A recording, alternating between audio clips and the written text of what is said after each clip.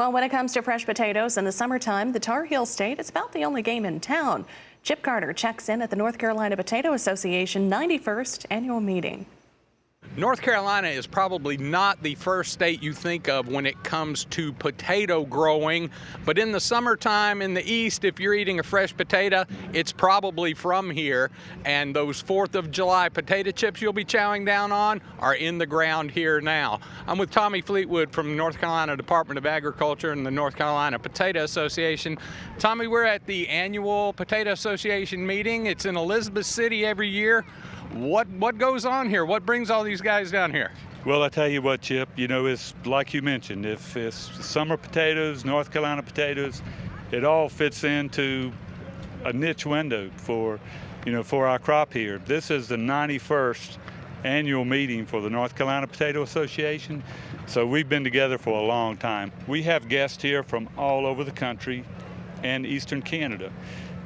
We're looking at mid-June through July for potato harvest here in North Carolina, and we fall into a niche window of market opportunity when storage potatoes are just about depleted or out of condition, and we ship potatoes all up and down the east coast of the United States and into Canada in all. And in that unique about 6-week window, you're the only fresh potato in town on this side of the country.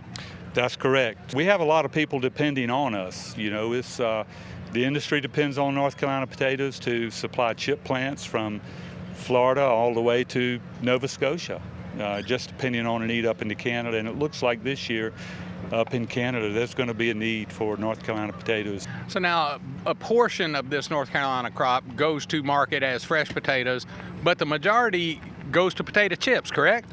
About 75% goes for potato chips, and the other goes for table stock that ends up in a grocery store somewhere.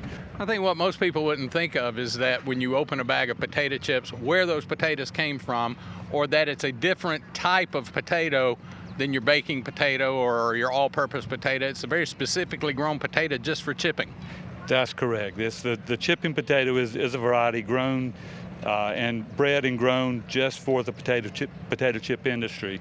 So yeah, it's a totally different potato than your table stock potato.